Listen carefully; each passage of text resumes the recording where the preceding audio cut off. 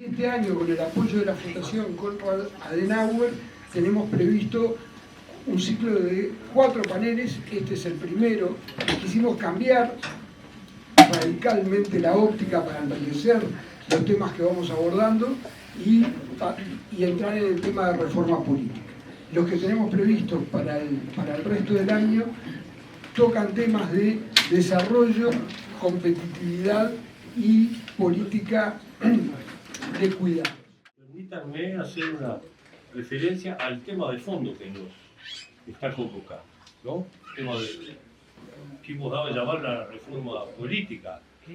No sabemos si esa es una tarea pendiente, algunos valoran que sí, otros que no es de las más urgentes. Yo me estoy acordando ahora, discúlpenme que haga una referencia que no es tanto una autorreferencia como un testimonio. Me acuerdo que fíjense ustedes, en noviembre del año 90, prehistoria, Oriente y Grecia, ¿sí? En el año 90, éramos todos más jóvenes, un grupo de 4 políticos también jóvenes se reunieron. Estábamos en el año 90, salíamos de toda esa década compleja, ¿verdad? Del 85, 86, 87, 90. Parecía que se respiraba, había habido otro pronunciamiento electoral, un nuevo gobierno. Recuerdo bien, Rafael Michelini, Analía Piñeirúa, Rodrigo Lucena y Ope Pasquet, llamados en aquel momento la banda de los 4 de triste memoria, ¿no? Escribieron un documento donde hablaban de la reforma política necesaria. Ese documento inicial, base, después dio mérito para que un grupo de personas militantes de todos los partidos políticos, generalmente cortados por la generación del 83, como solemos llamar, muchos de los cuales estamos acá, ¿no? Adherimos a ese documento, ¿verdad? Y dijimos, bueno, vamos a empezar a pensar otra manera de organizar el gobierno del país, ¿no? Una reforma política, así se le llama. Después la cosa tomó otro camino, pero ¿por qué hago todo este testimonio? Porque este tema va y viene y vuelve siempre, ¿ah?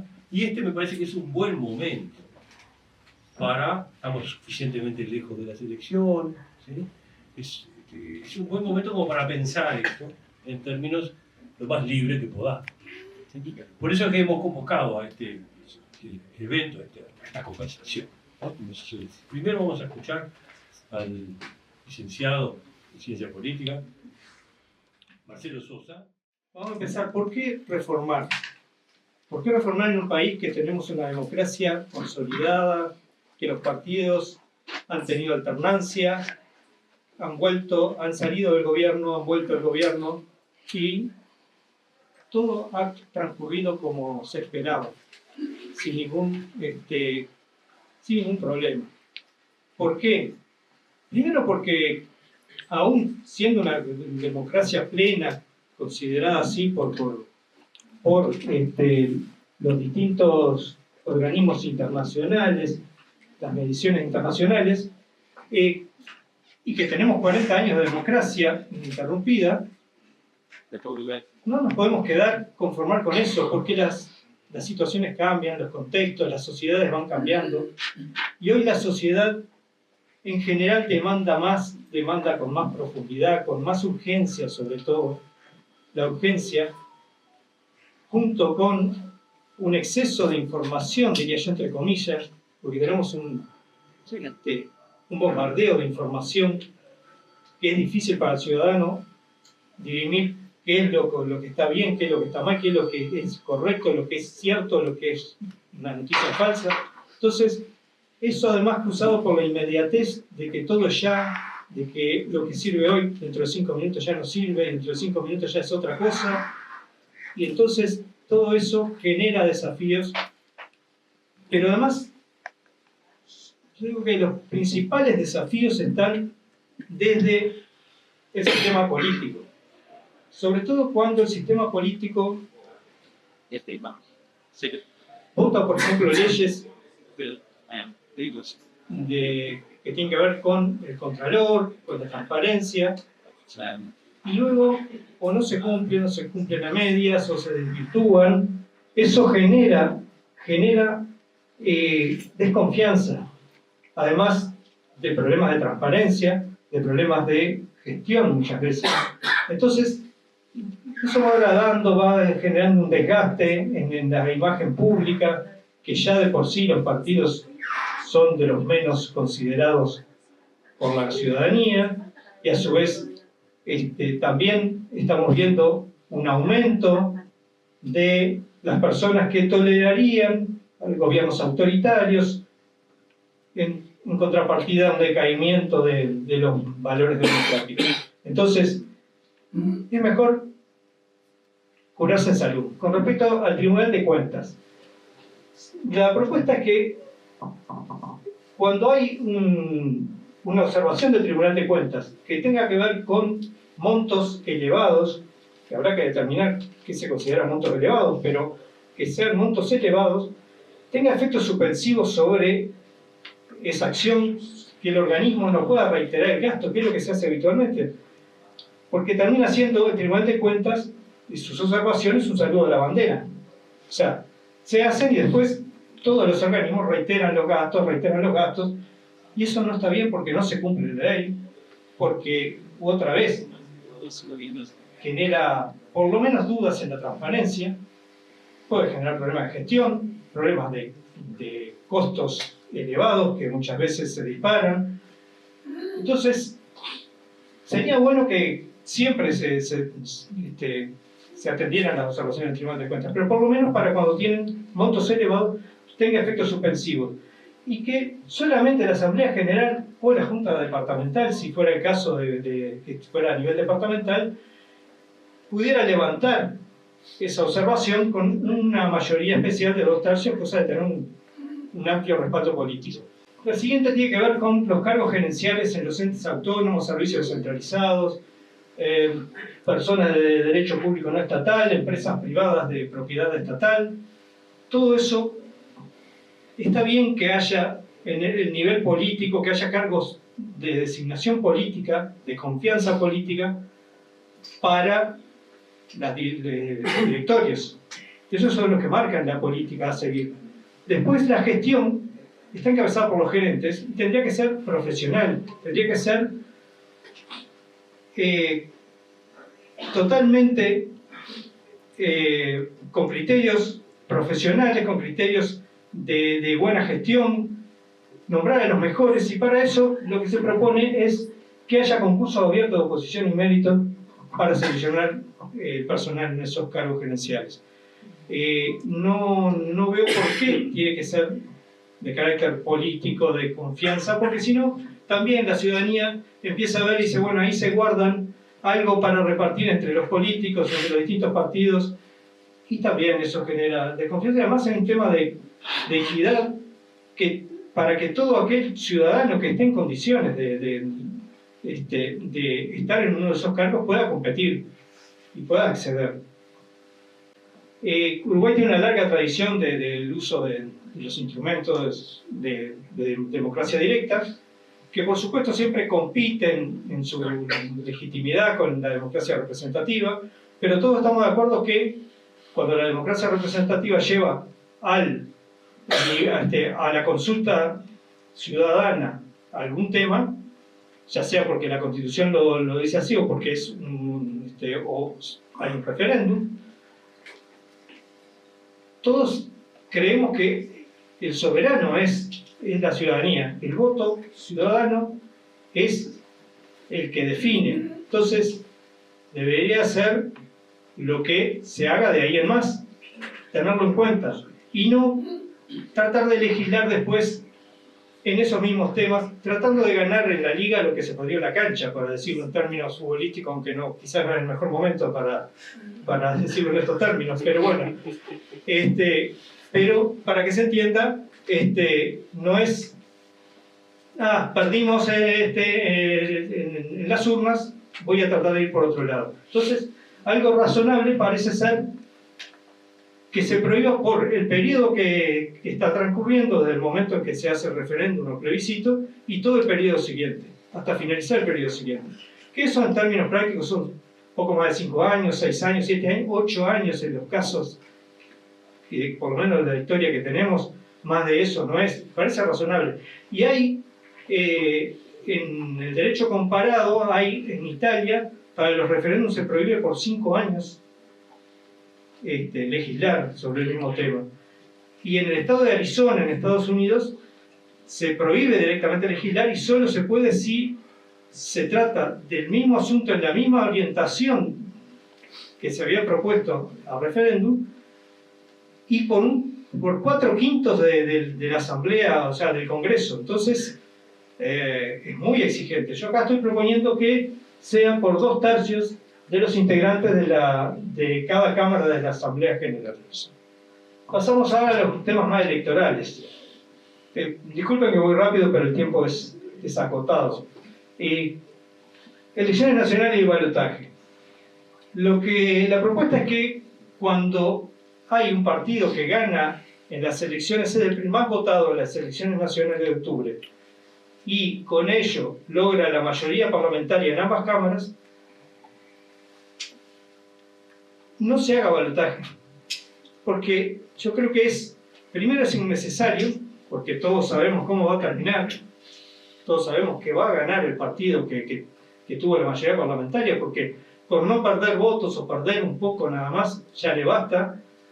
Y después es indeseable para los partidos políticos pasar por ese proceso todo un mes más, es indeseable por los costos que tiene para el Estado, para los partidos y para la ciudadanía, que ya a esa altura está cansada de campañas electorales cuando no va a cambiar nada. Ahora, en el caso de que se diera, para mí bastante improbable, que se diera que el segundo partido más votado revirtiera la situación y que ganara el balotaje, o sea, la fórmula del segundo partido más votado, tendríamos un tema de gobierno dividido. Poder ejecutivo de un partido y parlamento de la oposición. Entonces, ahí puede ser que se logre negociar y sacar algunos temas adelante. Pero los incentivos son para que haya bloqueo político. El gobierno no puede llevar adelante sus leyes porque el Parlamento no se las vota. El Parlamento puede aprobar leyes que después el Poder Ejecutivo puede vetar y quizás el Parlamento no las puede levantar. Y entonces nos empantanamos, nos estancamos y generamos en la ciudadanía esa sensación de que no se hace nada, de que no avanzamos, de que los temas no se resuelven. Y bueno, y eso es peligroso porque todo esto, con todo lo que dije al principio, las condiciones de la sociedad hoy en día, se genera un caldo de cultivo para la aparición de algunos, de repente, líderes carismáticos que tengan un discurso que le llene el oído al ciudadano que está enojado o que está desanimado, y que sabemos que generalmente no termina bien, porque además generalmente tienen poco apego por la democracia. Entonces, tratemos de evitar eso. Elecciones departamentales y municipales. Este es un tema que tiene dos partes. Uno es desvincular esas dos elecciones, o sea, permitir el voto cruzado. Que el ciudadano pueda votar a un partido de las elecciones departamentales y a otro partido de las municipales. ¿Está? Eso le da libertad al ciudadano, pero además va alineado con los presupuestos de la ley de descentralización política y participación ciudadana.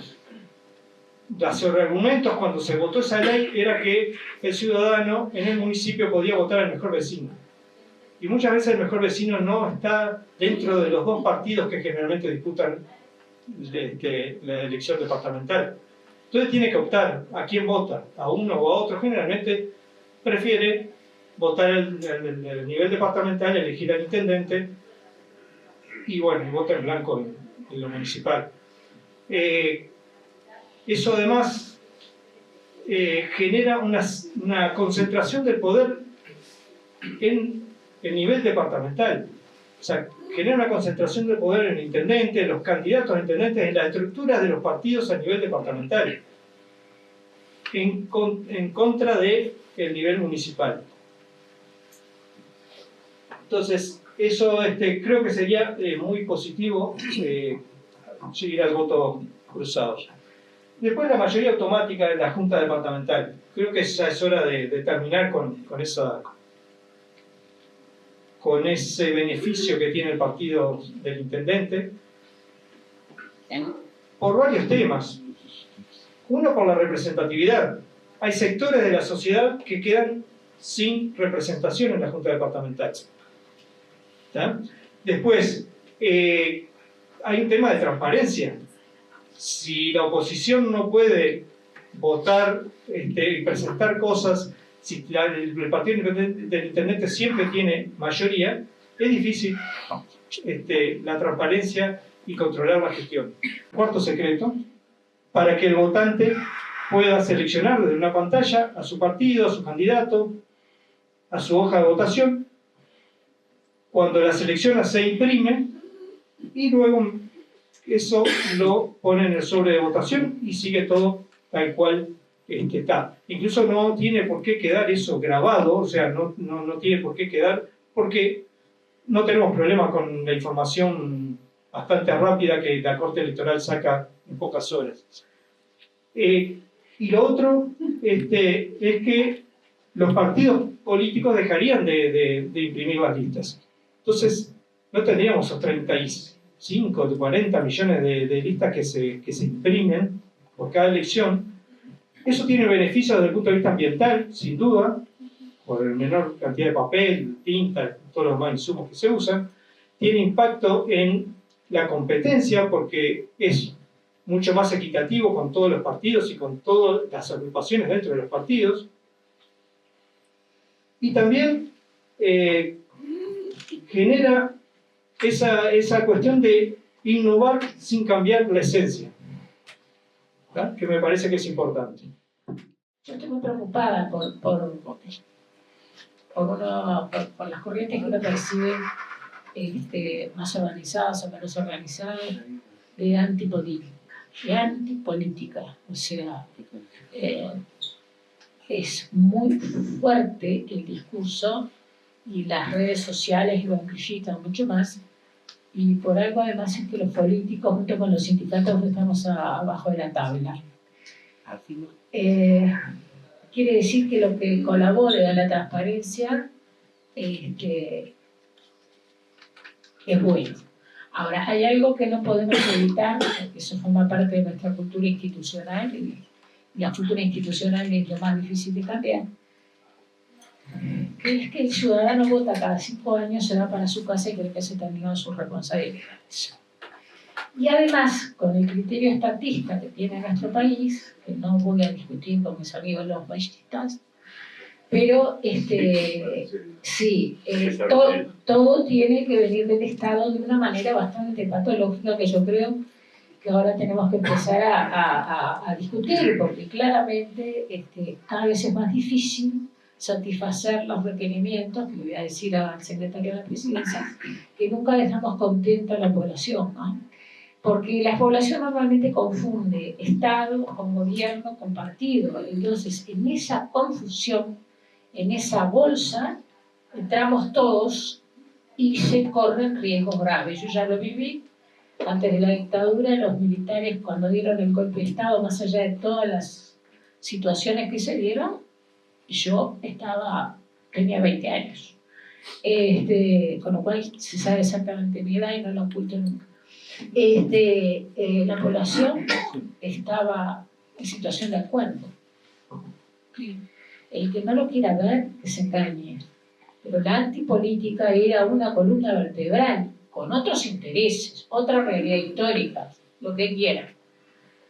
Pero la antipolítica tenía mucho arraigo en la gente, y siempre pongo como ejemplo, yo sé que no es muy simpático, pero pongo como ejemplo el plebiscito del 80, que todos quedamos contentos porque ganó el no, pero no por el 30 o por el 20%. Y ya habíamos pasado años muy duros de la dictadura. Entonces yo voy a elegir, especialmente, bueno, más o menos, de acuerdo a los tiempos que tengo, a mí me importa mucho lo que pasa con el Tribunal de Cuentas. 5 años fui secretaria administrativa del Consejo Directivo Central. Ustedes saben que es un cargo de confianza, y si no lo saben se los estoy diciendo, del 2005 al 2010, pero esto pasa por todos los partidos, forma parte de una enfermedad que tiene el Estado uruguayo, que es, reiteramos, el gasto. Y por más que los que asesoramos desde el punto de vista jurídico le decimos, eso quiere decir que está incumpliendo la ley, le quedó claro al Consejo, por ejemplo, ella reitera el gasto livianamente. Y a esta altura está tan naturalizado que es muy grave. Yo no sé, porque sería una atrevida ponerme a discutir con el exponente, ni sé si esa es la solución, pero que hay que castigar al administrador que reitera el gasto, sí. Fuertemente. Está el artículo 24 y 25 de la Constitución, que siempre no nos olvidamos. Están esos dos artículos. No se les mueve un pelo. Y digo de todos los partidos, y en todas las épocas. A mí me tocó cargo de confianza, reitero en ese periodo, pero lo he visto y lo sigo viendo. ¿Ustedes entienden que es ilegal? Sí, reitera el gasto. No sé qué monto podría ser el mínimo, pero tiene que ser muy exigente desde el punto de vista institucional. No puede ser que livianamente se violen las leyes y no pase nada. Entonces, fuertemente intervenir ahí. Yo no exigiría muchas mayorías, porque si no se tranca todo, es muy difícil llegar a esas muchas mayorías. No sé, lo planteo en el conversatorio como posibilidad, si todo puede llegar a la Asamblea General, porque llega a la Asamblea General y no sabemos ni dónde guardar todos los papeles y literalmente no tenemos posibilidades de analizarlo, primero porque son muchos, son toneladas de reiteraciones de gasto, y la verdad no tenemos personal, no tendríamos tampoco, yo no entiendo además que no se justifica. Violar la ley, todavía tengo que instalar una oficina con más funcionarios públicos, con más gasto para el Estado, para decir violaron la ley. Entonces, una minoría más baja o generar, no lo sé, lo viví, lo sufrí y me enojé, pero no se me dio la posibilidad de resolverlo. Algún tipo de organismo de supervisión que sea más ejecutivo, porque si no vamos a trancar el Parlamento, vamos a discutir si es ilegal o no es ilegal, o sea, todos los vicios que tenemos, tratar de evitarlos. Yo nunca lo digo, pero yo tengo una especialización en gestión. La hice en la Universidad de la Distancia de Madrid, porque la hice en el 2007 cuando estaba en el Codicen.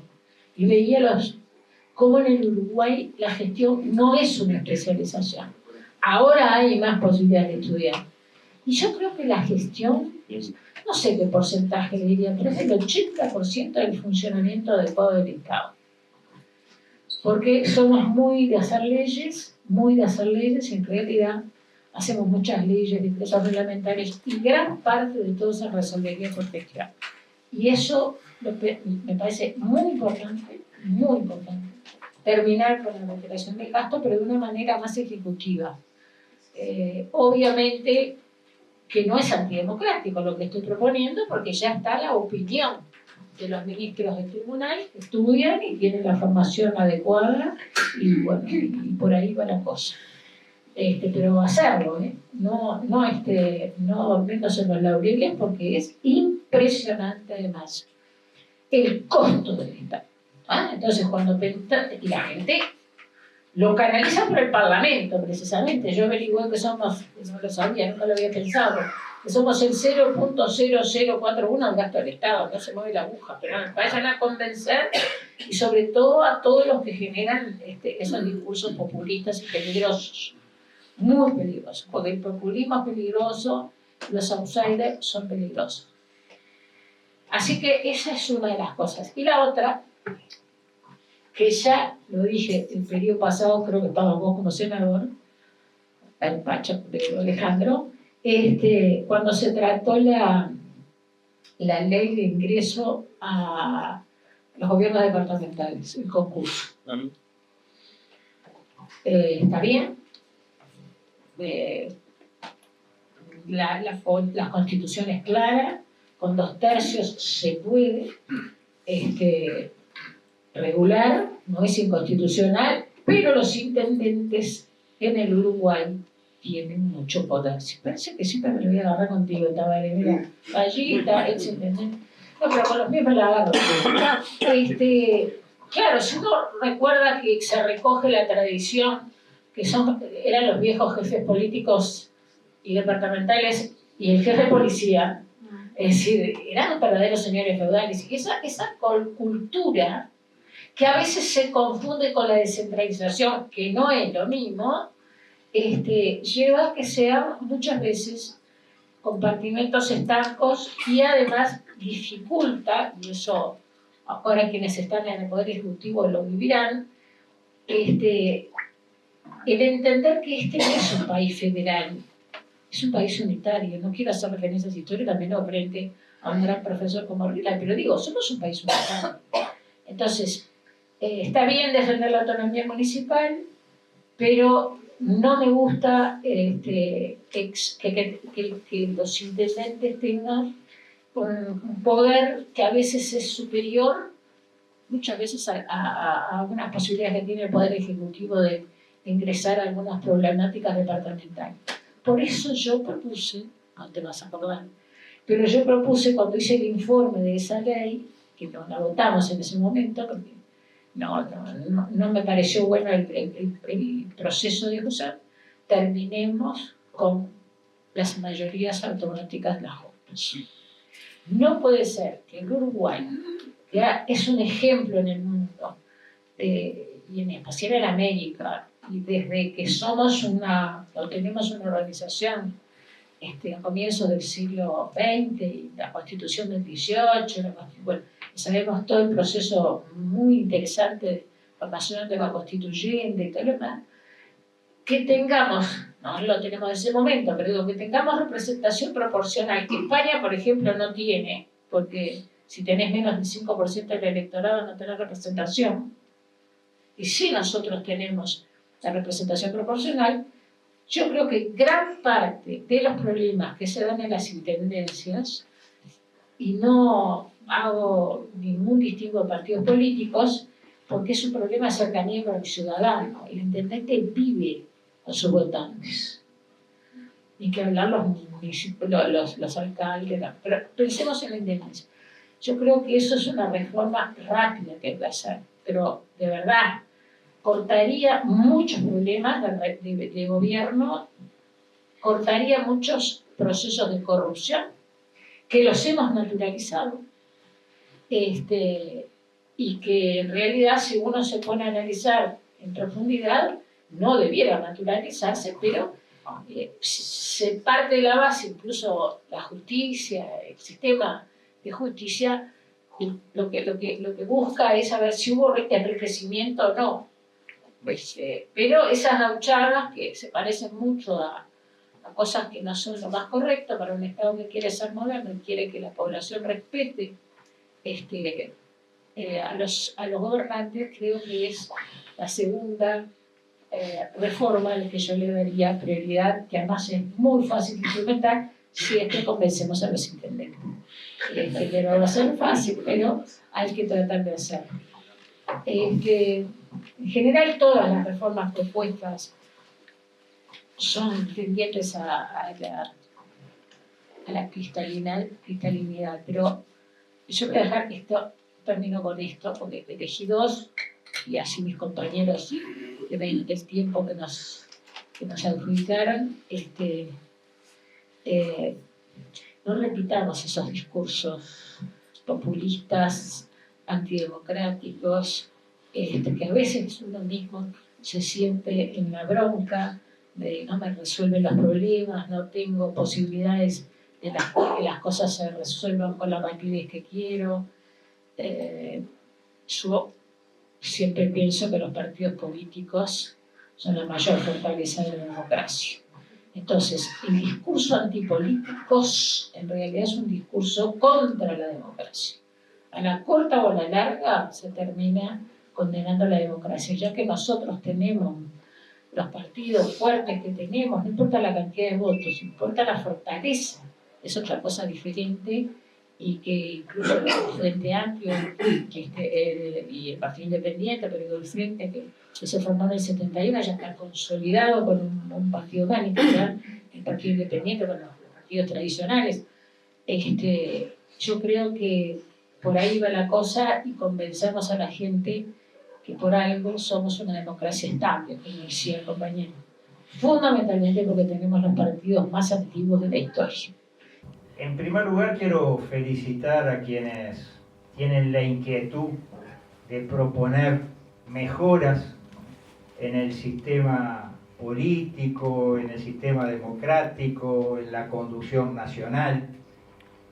Es claro que el sistema político tiene que ir acompasando los tiempos. Los tiempos van cambiando, van produciéndose avances, hay cambios culturales en la sociedad. Lo peor que puede pasar es quedarnos anclados y no buscar siempre mejorar. Hay muchas cosas que mejorar, basta con vivir en el país para darse cuenta que hay cosas que siempre se pueden mejorar.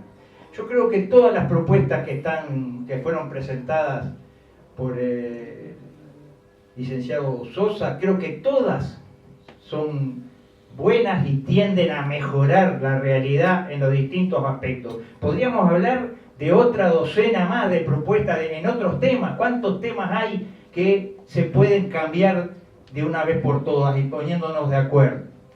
Ahora, tenemos que tener cuidado de no por reformar crear algún Frankenstein, algún monstruo oculto. Es decir, el Tribunal de Cuentas es bueno que sea vinculante su decisión y que no permita la reiteración del gasto. Teóricamente sí, Ahora, prácticamente, cuando la composición del Tribunal de Cuentas es político, ¿no estaremos creando una herramienta para paralizar un gobierno? Tenemos que discutirlo. Capaz que la solución sea que los integrantes del Tribunal de Cuentas tengan otro origen y no sean designados por el poder político, por los partidos políticos, como ocurre. Pero, sin lugar a dudas, que es una propuesta deseable. No coincido, no estoy de acuerdo con lo que dijo Graciela, con todo respeto, referente a las mayorías departamentales, de las juntas departamentales. Yo creo que está bien que el intendente tenga mayoría en la junta siempre. Se podría generar una parálisis, habría 19 gobiernos en discusión, y a nivel local a veces las fricciones son mucho más radicalizadas que a nivel nacional, y que se arme una alianza anti-intendente es lo más fácil en cualquier departamento y estaríamos en un estado de... Por eso digo, a veces lo perfecto es enemigo de lo bueno, pero entiendo que es muy bueno que el sistema político se renueve y que existan las reformas necesarias. Es claro que hay una tendencia a el descreimiento en los políticos. Yo no sé si es un atentado a la democracia eso, o es una reacción. No podemos culpar a la gente de no creer en los políticos y pensar que están en actitudes antidemocráticas. No creen porque el sistema o los políticos no le dan las respuestas a sus problemas, los problemas diarios, problemas de trabajo, problemas en la educación, en la salud, todos los problemas que diariamente el ciudadano pelea. Al no tener respuestas, bueno, se culpabiliza a quien prometió soluciones y no las implementa. Eso es claro. Hay que evitar que siga avanzando ese descreimiento, que se genere una suerte de nihilismo político en que nadie cree en nadie, porque de eso al que se vayan todos hay un paso. Hemos visto cómo terminan estas situaciones creemos que hay que evitarlo. Por eso, yo saludo esta reforma, coincido, estoy de acuerdo en general en todo lo que se está planteando. El último punto, el de las listas y esas cosas, sería una buena cosa, sobre todo para los partidos con menos recursos, que eso se implementara. Tal vez podemos ponernos todos la camiseta y bueno, tratar de que eso se pueda implementar para la próxima elección y que no quede en discusiones estériles que no conducen a nada. Para estos cambios tenemos que ponernos, y como decía el licenciado, capaz que no es el mejor momento, pero tenemos que ponernos la camiseta celeste. No podemos seguir pensando en clave de partido y viendo qué me conviene a mí para la próxima elección. Ah, no me conviene, esto no lo apoyo. No, tenemos que pensar con las miras más altas. Es fácil decirlo, es muy difícil a veces implementarlo. Una vez más, felicito a quienes están impulsando o al menos poniendo arriba de la mesa temas que pueden ser el punto de partida para una discusión por lo alto que termine mejorando un sistema que es sólido, sí, como decía Graciela, y que es una de las fortalezas que tenemos, pero que siempre, por definición, está y estará en riesgo. Tenemos que defenderlo y esta es una de las formas. Muchas gracias.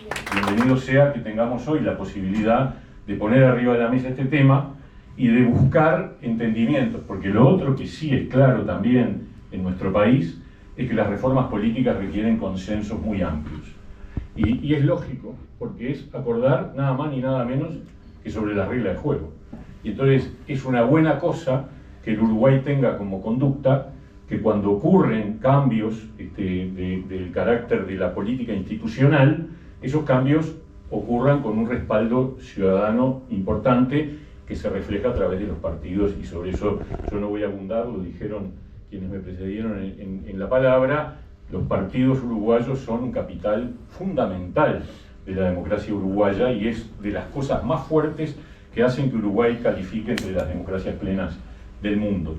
Entonces, la pregunta es si tenemos la chance de lograr un nivel de diálogo ahora en estos tiempos, antes de que se vuelva a los tiempos electorales, sobre algunos temas. Y algunos temas que no necesariamente tienen que ser muchos ni numerosos, hay que elegirlos probablemente.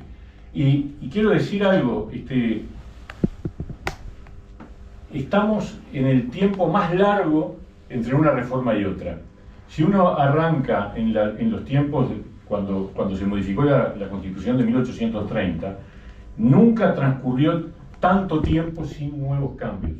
La última reforma es del 96. Llevamos casi 40 años, 30 años sin modificar las reglas de juego institucionales. Y cada vez que termina un periodo electoral decimos, che, habría que cambiar esto o aquello. Por ejemplo, la duración, que no está en este documento, pero la duración del calendario electoral, que es tan largo y tan cansador para los ciudadanos. Bueno, capaz que eso también tendría que estar arriba de la mesa. Pero en todo caso, yo me pregunto si no ha llegado el tiempo de volver a trabajar sobre algún cambio que nos permita funcionar de mejor manera. Y dicho esto, quiero referirme a algunos de esos cambios, sumarme al tema. Además yo presenté en su momento proyecto de ley de modificación del tema de las observaciones del Tribunal de Cuentas, porque yo diría, si no terminamos de cambiar, si no cambiamos esto en algún momento, habrá que preguntarse para qué tenemos el Tribunal de Cuentas, para tener una especie de conciencia que te dice, che, mirá que esto está mal, y el jerarca dice, no me importa, lo hago igual. ¿Qué es lo que está ocurriendo? Entonces, también es cierto lo que decía Manini Ríos, que si tú pones un estándar muy bajo, se tranca todo el Estado. Eso es una realidad. Todos los que hemos tenido responsabilidades sabemos que es así. Pero entonces, ¿cuál es el criterio? El criterio es los gastos que tienen cierta entidad patrimonial, que habrá que ponerse de acuerdo. Pero no está bueno que cosas que se han construido de millones y millones de dólares hayan sido todas observadas por el Tribunal de Cuentas y sin embargo no pasó nada. Entonces, cuando estamos hablando de millones y millones de dólares, debería tener un efecto suspensivo la observación del Tribunal de Cuentas. Ese es el criterio. No todo, pero lo que tiene entidad patrimonial, que hay que definir dónde se ubica, tenga un efecto suspensivo. Eso me parece que es importante para la transparencia, para darle más garantías a los ciudadanos y para controlar a los gestores públicos, que siempre corremos el riesgo de que hagan cosas que no están bien. Después, las otras cuestiones que tienen que ver con el criterio de la proporcionalidad. Yo realmente creo que el caso de las juntas departamentales es un cuerpo extraño dentro de un sistema electoral que es proporcional, incluso en niveles de proporcionalidad muy ajustados, muy garantistas del pluralismo. Pero en los gobiernos departamentales esa pluralidad se ve afectada radicalmente por el hecho de la mayoría automática en las juntas departamentales. La proporcionalidad sí obliga al intendente a un esfuerzo mayor de negociación, pero a cambio de eso hay una mayor pluralidad en la representación ciudadana, y me parece que eso es importante. Y el otro punto, que es la separación del voto entre lo municipal y lo departamental, yo creo, y esta es una discusión ya que tuvimos cuando ocurrió la ley de descentralización, que en realidad que la Corte Electoral se equivoca cuando establece que no permite el cruzamiento de votos. Porque la ley permite, por ejemplo, desde el momento del año 96 que separamos la elección nacional de la departamental, estamos aceptando que el ciudadano puede votar una cosa en lo nacional y otra cosa en lo departamental. Entonces, por el mero hecho de que es simultánea el mismo día, no puede ocurrir la imposibilidad jurídica de cortar boleta. Es como absolutamente incongruente desde el punto de vista intelectual. Es decir, el voto ciudadano para cada nivel de gobierno puede ser perfectamente diferente en cada nivel de gobierno.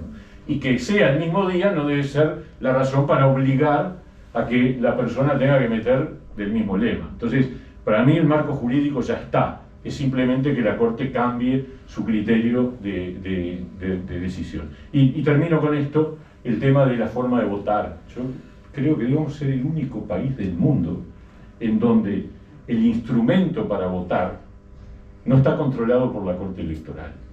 O sea, para decirlo de una manera más sencilla, funciona con las reglas del mercado. Cada partido define sus hojas de votación, eso sí, tienen que tener tantos centímetros para un lado y tantos centímetros para el otro, y un tamaño de letras. Ahí es minuciosa el control de la Corte. Pero en lo que no existe el control de la Corte es quién las imprime y cómo se distribuyen. Ahí depende de la fortaleza de cada partido y de la plata de cada partido. Cada partido tiene que imprimir, cada partido tiene que montar sus mesitas para distribuir, y en realidad eso en el mundo no existe. Es decir, que la hoja de votación sea material de propaganda y al mismo tiempo instrumento del voto, nada más ni nada menos que del voto, es insólito. Nosotros estamos recontra acostumbrados, decimos que no puede ser de otra manera, pero en realidad es una excepción en el mundo. Entonces, lo lógico, más allá de si el voto podría ser informático o no, más allá de eso, lo que debería ser es que sea la Corte Electoral la que imprima y distribuya las hojas de votación en los circuitos, y simplemente se usen el día de la votación las que están en cada circuito. Ese debería ser el criterio razonable, es lo que ocurre en cualquier parte del mundo. Es decir, las hojas de votación, si querés que cada uno diseñe los colorcitos, puede ser, pero el manejo de la hoja de votación genera además una diferencia muy importante en términos financieros y de estructuras, con respecto a nada más ni nada menos que la posibilidad de que la gente pueda votar lo que quiere, pero que pueda votar lo que quiere teniendo todas las opciones arriba de la mesa. Obviamente con el voto electrónico eso se resuelve definitivamente, porque ahí es como entrar a un cajero automático y empezar a marcar pantallas y imprimís el voto, y eso te da la garantía de que votaste bien. Y sería muy sencillo y sería mucho más barato, además. Sería mucho más barato y mucho más transparente. Por acá un poco las reflexiones que quería transmitir. Muchas gracias. Bueno, primero que nada quiero agradecer la invitación a participar de este panel. En segundo lugar, creo que felicitar a Rumbo que nos convoque para discutir de reforma política. Creo que es saludable, que está muy bien. Creo que el Uruguay siente mucho orgullo de su sistema político, pero es como aquello de lo que queremos tanto, a veces no le encontramos los defectos. Es como el amor. Uno se enamora de una persona y no le encuentra los defectos, es perfecta, pero tiene defectos. Y siempre es bueno poder tener instancias serenas, racionales, para poder analizar de qué manera lo hacemos mejor. Porque creo que, como cualquier sistema, cualquier proceso, la vida y el tiempo le exige que se vaya adaptando a los nuevos cambios, las nuevas demandas. Y es cierto que las ciudadanías actuales tienen fuertes demandas, como bien está puesto en la introducción del material que nos pasaron, fuertes demandas de mayor transparencia, demandas con respecto a, bueno, nuevos derechos, exigencias distintas, estándares nuevos, y yo creo que eso está muy bien. Y la transparencia siempre es buena y es necesaria, y creo que es parte de la salud de cualquier sistema democrático. Y creo que hay riesgos porque hoy existen, como algunos autores hablan, un malestar grande con las democracias. No es un problema del Uruguay, es un problema del mundo, es un problema de la sociedad, es un problema de cómo nos estamos relacionando, es un problema de este mundo cargado de incertidumbre que le trae al individuo esta idea de que es todopoderoso, porque tenemos cada vez más acceso a mucha información, aunque a veces estamos desbordados con mucha fake news también, que tenemos acceso a mucha tecnología, que como estamos en las redes sociales parece que participamos del debate global, ¿no? Y que esas cosas en realidad generan un empoderamiento del individuo que luego se encuentra frente a la vida, naturalmente resolviendo los problemas que tiene, y se encuentra precarizado. Y entonces genera esta cuestión, diría yo, de cierta frustración que la tiene que trasladar a un otro, porque la culpa, como decía mi abuela, es la única cosa que en el mundo no llega al suelo, porque cae en el lomo de alguien. Entonces alguien tiene que tener la culpa de lo que a mí me pasa y de mis frustraciones. Entonces creo que estamos en ese proceso, y además hoy accedemos rápidamente a mucha información que circula rápidamente, y entonces hay una demanda de mayor eficiencia, eficacia o rapidez. Esto de el momento instantáneo en el que vivimos permanentemente, donde todo es negro o blanco. Nos jugamos la vida en eso siempre. Tenemos que estar bien polarizados. Y yo creo que la democracia es la gestión de las diferencias, y está bueno que haya debates, está bueno que haya discusiones, siempre con una raya que no se debe cruzar nunca, que es la del agravio personal, la de quemar puentes, porque todos partimos de la base de que tenemos diferencias ideológicas, políticas, de valores, de proyectos, pero queremos convivir. Y eso implica que quien piensa distinto es un ciudadano, es un compatriota, y yo quiero convivir con él y con ella, y tenemos que tratar de construir un camino juntos, porque quiero que mis hijos se críen en esta sociedad. Entonces me parece que eso está ahí. Entonces, ¿cuál es la demanda que tenemos que actuar? Pues yo creo que ahí hay un tema fuerte. Lo quiero dejar planteado muy rápidamente, nada más porque tenemos poco tiempo y quería opinar sobre muchas de las cosas que están planteadas. La demanda es la inmediatez. Yo creo que ese es un problema, porque si nos dejamos llevar por la inmediatez perdemos garantías. El debate político y la democracia necesita tiempo, necesita argumentarse, necesita evidencia, no necesita inmediatez. Yo sé que hay que dar respuesta a los problemas que se generan, sé que hay que dar respuesta a los ciudadanos que reclaman soluciones. Ahora, si nosotros nos vamos a transformar en una especie de deliveries de lo que en el contexto de las redes sociales se exige, se pide, y vamos a una inmediatez donde perdemos garantías. Entonces yo creo que hay que tener mucho cuidado, y pongo como un ejemplo. Cuando hay elecciones, todos queremos saber cuál es el resultado, además los medios de comunicación quieren dar la primicia, ¿no? Y hubo un fuerte debate en su momento en el Uruguay, en algún aspecto, sobre la velocidad en que la Corte Electoral da los resultados, que no son los tiempos de los medios de comunicación, y deben serlo. Porque lo que tiene que hacer la Corte Electoral en Uruguay es garantizar que el resultado es el legítimo. No tiene que ser más rápido que una consultora. Porque claro, todos queremos tener rápidamente en este mundo, además que lo queremos saber ya, qué es lo que pasó.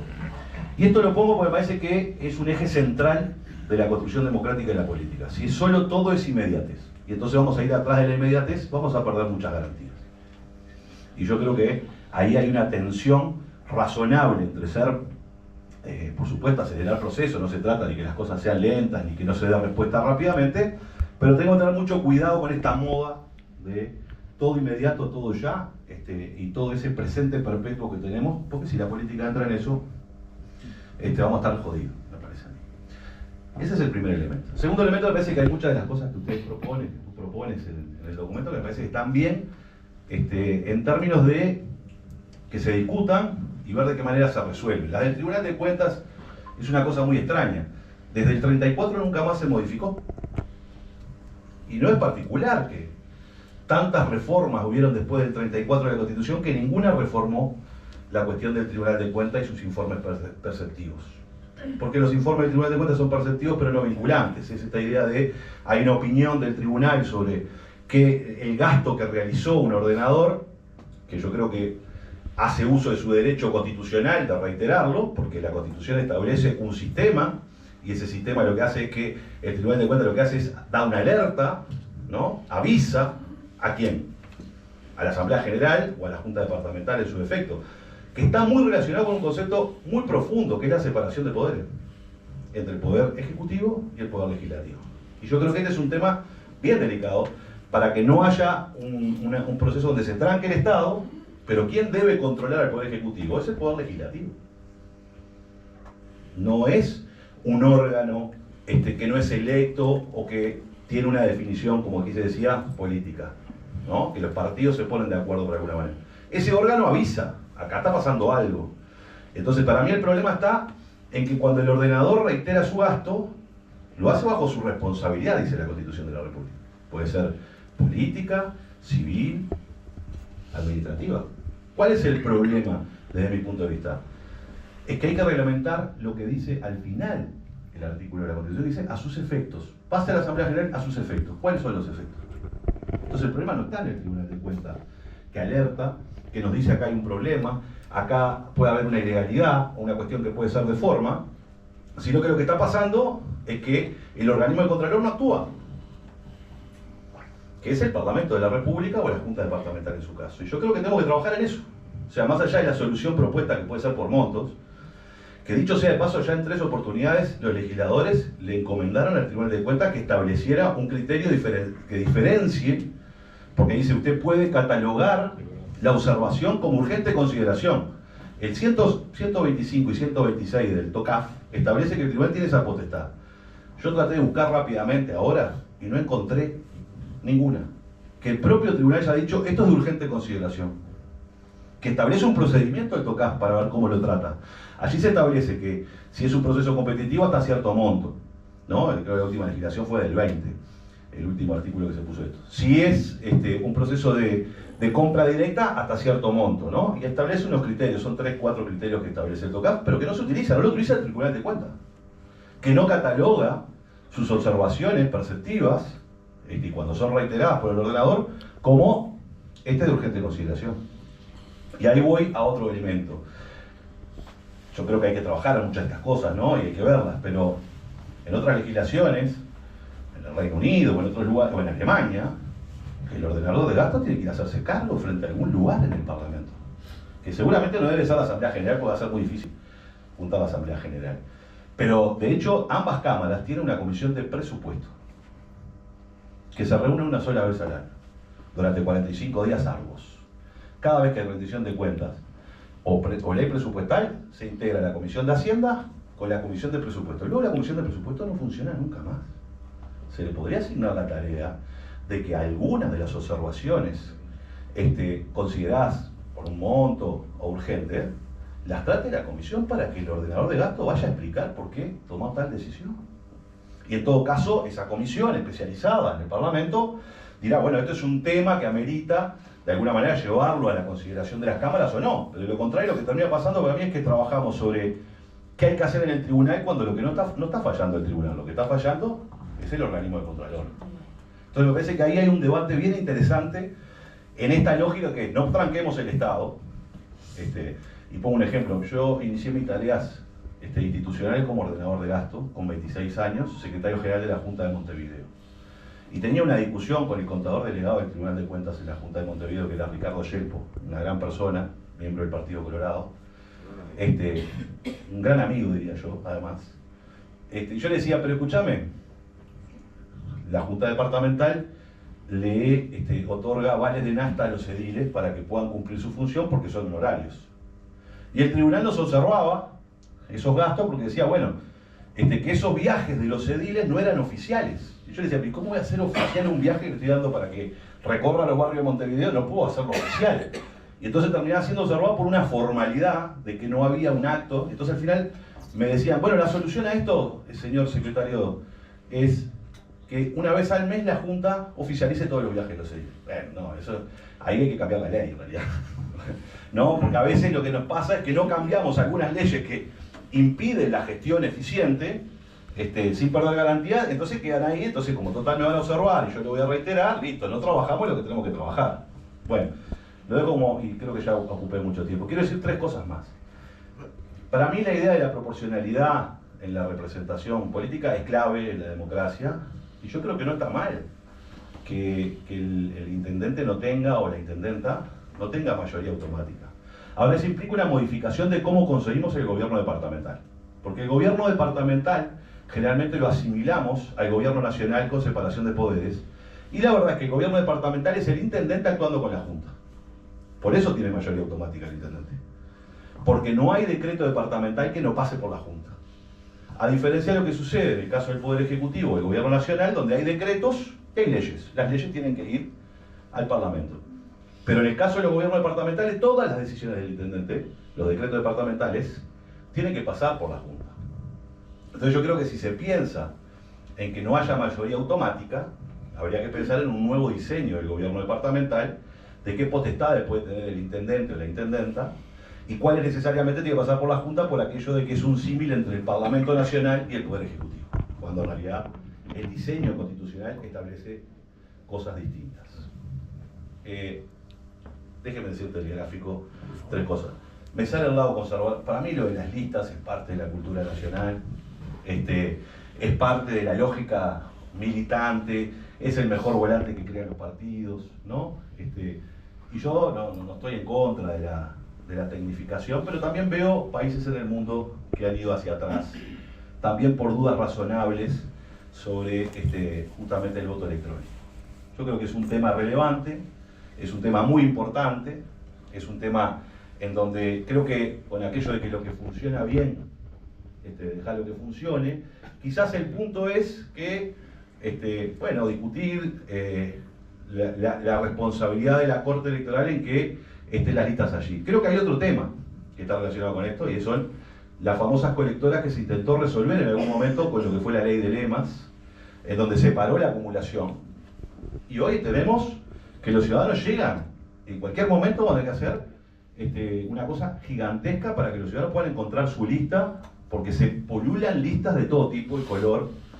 En esta última elección hubo listas que eran manchas con, ¿no? O colores alusivos a un cuadro de fútbol o cualquier otra cosa para acumular hacia el Senado. Y yo creo que ese es un verdadero problema, porque eso efectivamente confunde a los ciudadanos, eso efectivamente genera dificultades. Y yo creo que sobre eso hay que legislar. No se puede generar una especie gigantesca de lista colectora donde hay sectores o partidos, y esto va para todo, ¿no? No tiene nada que ver. Presentan 300, 400 listas distintas que acumulan todo el mismo Senado. Entonces yo creo que ese es un tema que también hay que regular. Y por último, un cuento de hoy. Decían hay que ponerse la camiseta y no teniendo buenos resultados. Yo creo que siempre hay que tener la celeste. Hoy le fui a comprar a mi hija que se va a Bariloche porque cumple 15 años el jueves con estos grupos de viaje, ¿verdad? Y como van a ver el partido del viernes, que hay una camiseta de Uruguay, y fui, están agotadas. Y eso que estamos con malos resultados. O sea que la celeste siempre. Voy a empezar con anoté los 6 puntos para ver si puedo referirme a todos ellos. Sobre el Tribunal de Cuentas, yo estoy absolutamente de acuerdo con lo que acaba de expresar el amigo Pacha Sánchez. Es un tema complejo, es un tema delicado, es un tema que tiene que ver con los controles, ni que hablar que con la transparencia, pero también tiene que ver con la gestión, y tiene que ver con un Estado que tiene que fluir. Y por allí es donde digo, a ver, quienes hemos tenido experiencias como ordenadores de gasto y responsables de compras, sabemos que hay a veces necesidades bastante urgentes de concretar determinadas compras, porque todo sería bueno que estuviera previsto, pero no lo está. Y digo que el Tribunal de Cuentas es un órgano que es político, sin duda, y que, se expide sobre la legalidad del gasto, nunca sobre la conveniencia. Y que se expide en un análisis que lo tiene que hacer teóricamente en 20 días y que lo hace en un dictamen de los ministros del tribunal con el informe técnico de asesores técnicos, con contadores y abogados básicamente. Y yo he visto y he sufrido errores muy grandes de dictámenes del tribunal de cuentas, enormes, y no podés patalear. O podés, pero generalmente confirman su dictamen. Fui protagonista, de hecho, por ejemplo, siendo intendente, de poner una disposición en el presupuesto quinquenal idénticas, calcadas con otro intendente, con otra intendencia, y que a mí me observaran, y a la de La Valleja, pues en ese caso, no. Era una disposición sobre los ajustes salariales. Y yo tuve, por lo tanto, 5 años, cada vez que pagaba los sueldos tenía una observación. Estaba en el origen observado. Y también quiero decirles que hay compras y compras. ¿Sí? No solamente por los montos, sino por las urgencias. Pongo un ejemplo extremo. Quizás la mayoría de las observaciones que hace el Tribunal de Cuentas a las compras públicas son por falta de disponibilidad en el rubro. Falta de disponibilidad en el rubro. Sobre todo cuando se acerca fin de año. Cuando se acerca fin de año, las estimaciones hechas en el presupuesto que presupone determinadas cosas se van desfasando. Y sí hay posibilidades legales de hacer transposición de rubro, pero a veces la urgencia no da el tiempo para hacer la transposición de rubro. Entonces, no es lo mismo que si falta leche en un comedor y yo no tengo más a fin de año disponibilidad en el rubro alimentos y gaste porque tengo plata en la caja, a que haya una observación en una licitación de una compra importante. No son igual. Entonces son temas que son muy complejos. Pero estoy absolutamente de acuerdo con Alejandro de que no falla el sistema y la legislación en cuanto al Tribunal de Cuentas. Sí falla porque creo que falta tecnificarse en muchas cosas y tiene errores, pero es exactamente la Asamblea General, los legisladores, los que estamos en falta. Y lo que tenemos, todas las observaciones que son reiteradas van a la Asamblea General y esta debería tratarlas, ni siquiera lo intenta, porque ya se da por un hecho que son tantas que no se pueden estudiar ninguna, se podría elegir algunas por lo menos, y tiene 20 días y queda de hecho firme una vez que la Asamblea General no la consideró. Entonces, yo creo que hay que empezar por allí, hay que empezar y es relativamente fácil, es disponer, es una buena idea la comisión de presupuestos, puede ser una comisión especial que se crea los efectos y que haya un rubro que lo tiene el Parlamento para contratar técnicos, abogados, contadores, para que hagan un estudio y ya determinar a qué tipo de compras auditar, y con un informe técnico que los técnicos lo pueden hacer relativamente rápido, la Asamblea General considerarlo, por lo menos algunas. Yo creo que va por allí la cosa, y no por hacer vinculantes las observaciones, que realmente, primero, las reiteraciones no son ilegales, son absolutamente legales y constitucionales. Lo puede hacer, como también lo dijo Sánchez, con las potestades del administrador. También es cierto que la facilidad fue llevando a que toda la administración pública le preste poca atención a los detalles, que no son tan detalles que terminan siendo una observación. Y les cuento con orgullo. Yo casi 3 años en el Ministerio de Turismo no tuve una sola reiteración, porque me lo propuse y todo el Ministerio estuvo encaminado a eso, ni una. Batí el récord hasta de mí porque hice muchas reiteraciones como intendente y como director en la empresa pública. Pero creo que se puede, hay una especie de, sobre todo en esas cosas menores y de trámite, que es más fácil, bueno, salió así, se olvidaron. Hay otra que es bastante común, que tiene que ver con la ejecución antes de culminar el proceso y de perfeccionar con el contrato, incluso una llamada de licitación. Entonces hay apuro, porque acá el administrador está entre la espada y la pared, está entre ejecutar y ejecutar su presupuesto, porque a fin de año si no se queda sin recursos, sin esos recursos, en ser eficiente. Y bueno, y en tener el cuidado de no meterse en un buen lío. Entonces, yo creo que es un tema para estudiarlo y no creo que la solución sea ser vinculante y obligatoria por las observaciones, algunas cosas. Los cargos gerenciales, yo estoy absolutamente de acuerdo que tienen que ser por concurso, y habrá que ver qué tipo de concurso. Ahora, generalmente los cargos gerenciales se dan en las empresas públicas, y en las empresas públicas los cargos gerenciales son por concurso. No creo que haya ningún cargo gerencial. Los que son de designación directa y convenia del Senado son los directores. Eso es otra cosa. Y no creo que se esté proponiendo que los directores entren por concurso.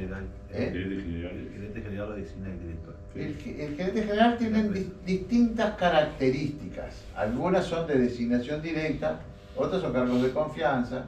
Yo soy fanático del concurso. Así lo votamos, incluso lo apoyamos desde un principio cuando se propuso el ingreso a las intendencias por concurso. Y bueno, creo que lo más difícil de resolver es justamente los temas de las intendencias departamentales en cuanto a los cargos políticos. Creo que allí hay mucho para trabajar y para avanzar. Sobre los plebiscitos, también estamos de acuerdo. Si un plebiscito o un referéndum pasó por el veredicto del soberano popular, me parece bien que al poco tiempo no se esté planteando una nueva ley con una mayoría circunstancial, porque las mayorías son siempre circunstanciales. Tampoco creo que está bien que nunca más pueda ser modificada, porque el principio general es que una ley modifica otra ley. Por lo tanto, creo que está bien ponerle un límite, por ejemplo, la del periodo de gobierno, que en el mismo periodo de gobierno, si ya fue ratificado por el soberano en un plebiscito, una ley no pueda ser modificada. Sobre las elecciones departamentales y municipales, ni que hablar. Junto con el Partido Independiente hemos peleado en la Corte Electoral para que cese esa barbaridad de que,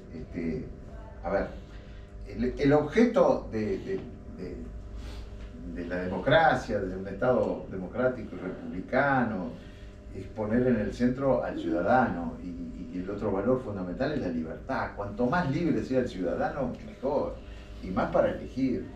Por lo tanto, si creamos el tercer nivel de gobierno, los municipios, y se eligen directamente, me parece que debe ser, al igual que los intendentes, se puedan votar libre cruzando con cualquier otra posibilidad de votar al intendente.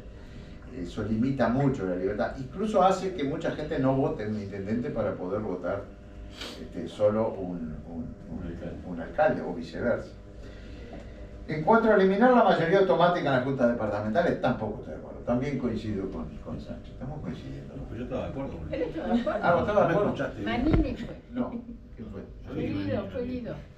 No, pero Sánchez apuntaba a una cosa bien importante, que tiene que ver con la característica de los gobiernos departamentales, que son el intendente y las juntas departamentales. Y yo no creo que los problemas que se puedan mencionar tengan que ver con la composición de las mayorías de las juntas departamentales. No creo. Y no creo en base a que hoy, si no me equivoco, no hay ningún departamento que se haya conformado las juntas departamentales con mayorías automáticas. porque cuando el partido de gobierno gana con mayorías, se aplica con mayorías absolutas, se aplica integral, la proporcionalidad, ¿no?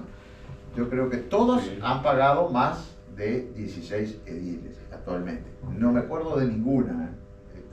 Todas creo que han pagado más de 16 ediles. Así que todos los problemas que puedan existir no es porque tenga mayoría automática el intendente.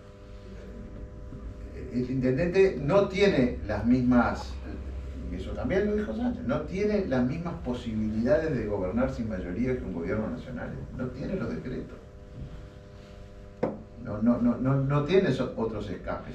Y miren que una mayoría automática, si no logra la mayoría y tiene la mayoría automática con 16 ediles, no está en mayoría. Yo les aseguro que no está en mayoría. El edil 16 es el más, y son todos, es el más peligroso de todos. Así que yo creo que me quedo con el sistema que asegura gobernabilidad. En todo caso, busquemos mejorar, que eso sí creo que es un debe, mejorar la capacitación, la formación de los ediles, y por allí pasan seguramente muchos más problemas que lo de la mayoría. El procedimiento del voto. Yo creo que es un absoluto atraso lo que vivimos en cuanto al despilfarro en impresión de hojas, y que de alguna manera además es muy injusto con quienes tienen menos recursos y quienes tienen menos cantidad de militantes. Es apabullante, es realmente apabullante. Y es un lío exactamente para los votantes. Llevarlo además todo al cuarto secreto, peor. El lío que hay en esos cuartos secretos para encontrar una hoja de votación. Ya está, ¿cuánto más va a demorar en que todo sea de forma digital, electrónica? Y es mucho más seguro. Seguramente todos los partidos tengan más posibilidades de poner delegados cibernéticos que poner un delegado en cada circuito.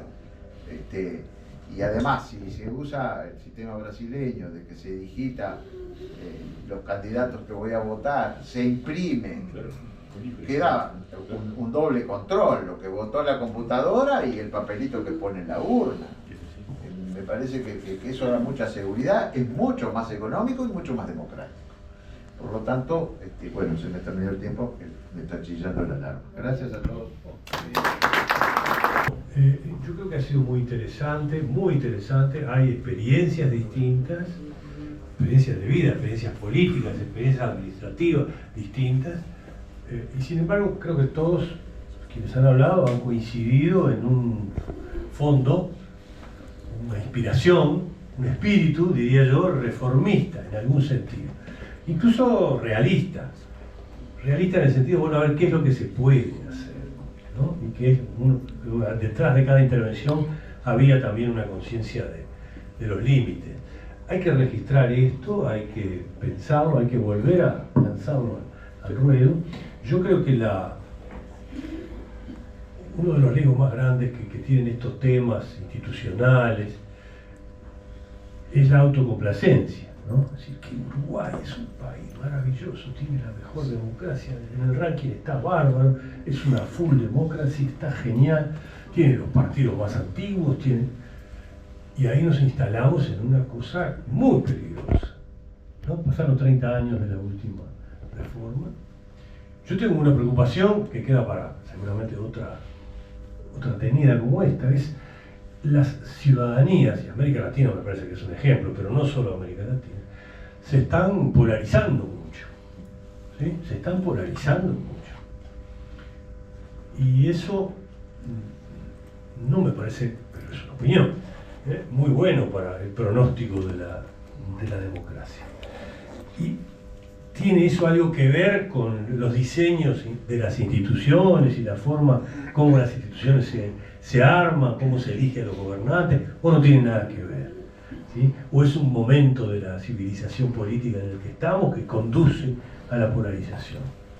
No lo sé, digo, bueno, pero capaz que conviene en algún momento introducir también este factor en nuestra agenda, porque se trata de eso, de armar una agenda y ponerlo a discutir, sin apuro, porque son temas pesados, son temas importantes, pero tampoco con esta dormidera de la autocomplacencia que finalmente, bueno, como se nos viene, ¿qué es lo que efectivamente podemos hacer? Agenda corta, agenda larga, más exigente, menos exigente, no lo sé. No tengo ningún afán conclusivo, simplemente es la reflexión que me viene a partir de lo que hemos escuchado. Y bueno, me parece que vale la pena y la seguimos. Muchas gracias.